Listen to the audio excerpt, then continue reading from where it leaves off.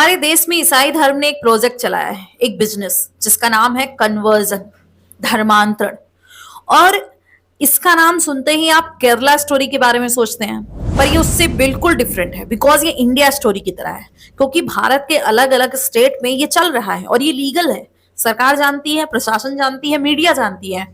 But बहुत rare होता है जब ये चीजें ओपनली मीडिया में आती हैं। और ये कोई 10-50 लोगों का नहीं होता है, बल्कि इतने लार्ज स्केल पर हो रहा है कि रातों रात पूरा का पूरा गांव कन्वर्ट हो जाता है ईसाई धर्म में। शायद ही कभी किसी ने सोचा हो कि पंजाब में सिख कन्वर्जन का हिस्सा बनेंगे, पर ये बिजनेस पंजाब में अंदर ही अंदर चलता रहता है। बाद में ये न्यूज आई, सिख ईसाई धर्म का हिस्सा बन गए। जब देश आजाद हुआ था 1947 में, उस वक्त देश में हिंदुत्व के लीडरों का ये कहना था कि जो ईसाई धर्म है वो हमारे देश के लिए फ्यूचर में खतरा बन सकता है। धन का लालच दे करके ये धर्म परिवर्तन करा सकता है, और वही हो रहा है। कन्वर्जन की एक तरीके से लहर चल रही है इंडिया में। जिस तरीके से कन्वर्जन हिंदुओं का मुस्लिम धर्म में होता है, इससे कई गुना बड़ा है हिंदुओं का कन्वर्जन ईसाई धर्म में। 2020-21 में एक सर्वे हुआ जिसमें यह पाया गया कि सबसे ज्यादा कन्वर्जन का शिकार हिंदू धर्म हो रहा है, और उसमें जो फायदा है वो क्रिश्चियंस को मिल रहा है। अब इंडिया में जो कन्वर्जन हो रहे हैं उसके पीछे दुनिया की सबसे बड़ी कंट्री, दुनिया की पावरफुल कंट्री अमेरिका का हाथ है। वो इसलिए कि इंडिया में हिंदुओं को क्रिश्चियन में कन्वर्ट करने के लिए और मिशनरीज को इंडिया भेजने के लिए अमेरिका के जाने माने mission organisation international mission board ने $175 बिलियन का अमाउंट रखा है स्पेसिफिक हिंदुओं को ईसाई धर्म में कन्वर्ट करने के लिए। और ये इतना अमाउंट है कि अगर पर डे 8 करोड़ का खर्च भी किया जाता है इस मिशन में, तो भी कई साल तक ये मिशन एज यूजुअल चलता रहेगा। इसके बाद में आरएसएस ने ये एलिगेशन लगाया था अमेजॉन कंपनी पर कि ये फंड का पैसा धर्मांतरण के लिए यूज करते हैं। बाद में इस कंपनी ने पूरी तरीके से इन दावों को खारिज कर दिया था। भारत ईसाई धर्म के कन्वर्जन के लिए एक बेहतर स्थान है। वो इसलिए क्योंकि भारत के संविधान में फंडामेंटल राइट में ये लिखा हुआ है कि सभी धर्मों को अपने रिलीजन का प्रचार प्रसार करने का अधिकार है। ये वैसा ही अधिकार है जैसे शेर और बकरी को समान अधिकार दे करके जंगल में छोड़ दो और पूछो कौन किसको खाएगा।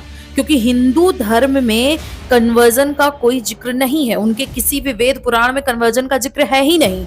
लेकिन ईसाई धर्म में ये कहा गया है कि जब पूरी दुनिया में सभी लोग ईसाई धर्म को अपना लेंगे तो यीशु का फिर से जन्म होगा, वो फिर से आएंगे। कुछ टाइम पहले न्यूज आई थी कि मेरठ में 9 लोगों ने जबरन 400 लोगों को कन्वर्ट कर दिया, और ये कोई पहली न्यूज नहीं है। कानपुर में अमन कुमार गौतम के घर उनके पिता जो बूढ़े थे, उनसे 2 लोग मिलने आते हैं, शौबित डोनियाल और शौबित।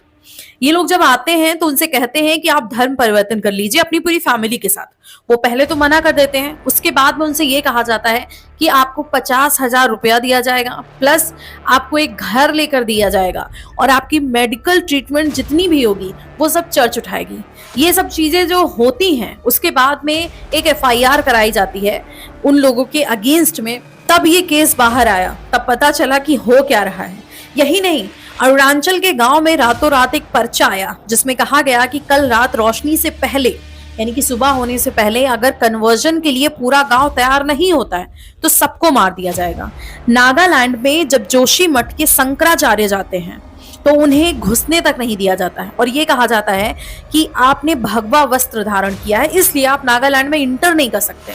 आप सोचो, एक शंकराचार्य की एंट्री इसलिए नहीं होती है नागालैंड में बिकॉज उन्होंने भगवा वस्त्र धारण किया था। 1999 में एक पोप भारत आता है और उसने खुला चैलेंज किया था कि पहली सदी में हमने यूरोप को जीता, दूसरी सदी में हमने अफ्रीका और अमेरिका को जीता, और तीसरी सदी में हम एशिया को जीतेंगे। ये उसका चैलेंज था।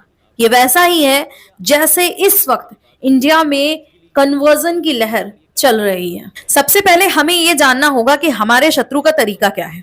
शत्रु इसलिए क्योंकि उनका अधिकार है आपको समाप्त करने का, आपके मत को समाप्त करने का, आपके धर्म को समाप्त करने का। वो क्लियरली ये चीज कहते हैं। उनके 1999 में जब पॉप आए थे तो उन्होंने ये चीज कहा था कि हम इस सदी में एशिया को जीतेंगे। दूसरी तरफ उनका ये भी कहना है कि जो यीशु है इज ओनली गॉड, यानी कि यही एक भगवान है और कोई भगवान नहीं है। ईसाई मिशनरी ये कहती हैं कि आप के जो भगवान है यानी शिव और विष्णु वो शैतान है। दूसरी तरफ जब किसी बंदे का धर्मांतरण कराया जाता है तो उससे कहा जाता है कि हमने आपकी बॉडी से डीमन को निकाल दिया है, शिव और विष्णु को निकाल दिया है। तो ऐसे व्यक्ति से जो एक तरह से इंटरफेथ डायलॉग होता है या विश्वास होता है, क्या मतलब है। दूसरी तरफ पंजाब में जब कन्वर्जन का मामला सामने आया तो पता चला कि वहां काफी लंबे टाइम से जो कीर्तन होते हैं उनको यीशु के गाने बना करके गाया जाता है, क्रिसमस के गानों को भजन की तरीके से गाया जाता है। यहाँ तक कि आंध्र प्रदेश में गीत गाया जाता है जो भजन की तरह होता है, जिसमें कहा जाता है कि मेरे पास यीशु है, तुम्हारे पास क्या है। आंध्र प्रदेश में जिस गांव में शून्य ईसाई थे वहां पर रातों रात चर्च खड़ी हो जाती है। यहाँ पूरे विश्व से एनजीओ से पैसा आता है, उसे कहा जाता है स्टार्टिंग किट, और इस किट के तहत cross, chairs, table, Bible, music item को लिया जाता है और कुछ ही घंटों में ये सारा इंतजाम हो जाता है और एक चर्च बन जाती है। नेक्स्ट डे से बाइबल को स्पीकर पर पढ़ना शुरू कर देते हैं, वो भी तेलुगु भाषा में। सूप किचन ओपन करे जाते हैं जिससे जो गांव के गरीब लोग होते हैं वो वहां पर सूप पीने के लिए आते हैं। यहां से शुरू हो जाता है कन्वर्जन का काम। इस धर्म कन्वर्जन का एक और प्रॉब्लम है जो दक्षिण भारत में नजर आता है, एक और तरीका, वो ये है कि ईसाई मिशनरी आपके घर जाएंगी, आपसे बात करेंगी, अगर आपके घर में कोई बच्चा बीमार है तो उसको अपना निशाना बनाएंगी और उसके बाद आपके घर में एक क्रॉस रखने को कहेंगी। मंदिर में क्रॉस मंदिर में रखा जाएगा। कुछ दिन बाद वो फिर से आएंगी सेकंड टर्म में और वो ये कहेंगे कि आप इनसे यानी कि क्रॉस से कनेक्ट नहीं कर पा रहे हैं, इसलिए आप जो है मूर्तियों को मंदिर से हटा दीजिए। फिर मूर्तियां हटा दी जाती हैं। उसके बाद उन्हीं घर की औरतों से कहा जाता है कि आप बिंदी और सिंदूर मत लगाइए।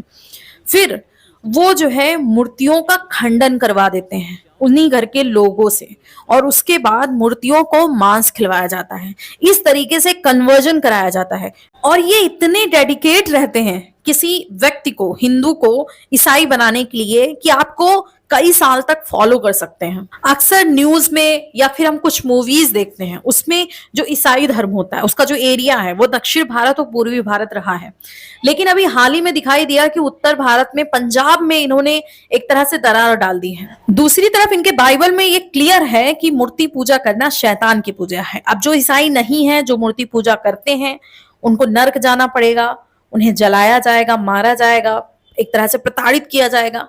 अब ये जो लोग हैं उनके हिसाब से जब ये किसी को कन्वर्ट कराते हैं यानी कि पादरी किसी को कन्वर्जन करता है तो उनके हिसाब से उन्होंने उसे बचा लिया। मतलब ये नर्क और स्वर्ग की बात उस धर्म को समझा रहे हैं जिस धर्म के वेद पुराणों में इसका अच्छे से उल्लेख किया गया है, मतलब उसे ये समझाएंगे। ये क्या ही है।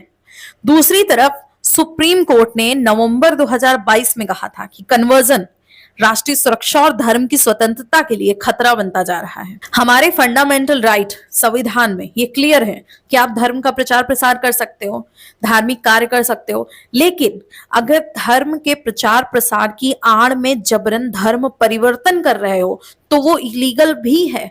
तो इसलिए गवर्नमेंट को जितनी जल्दी हो सके इस प्रोजेक्ट को बैन कर देना चाहिए, क्योंकि खुलेआम ये क्लियर है कि ये जबरन धर्म परिवर्तन करा रहे हैं और इससे बहुत बड़ा इम्पैक्ट जो इंडियन सिक्योरिटी है उस पर पड़ सकती है।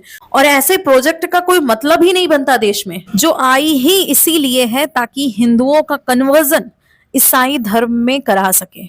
आई होप आपको समझ में आया हो कि जेशुआ प्रोजेक्ट किस तरीके से भारत को खोखला कर रहा है। वीडियो को लाइक करें, शेयर करें, चैनल को सब्सक्राइब करें और मिलते हैं किसी नई घटना के साथ नेक्स्ट सीरीज में।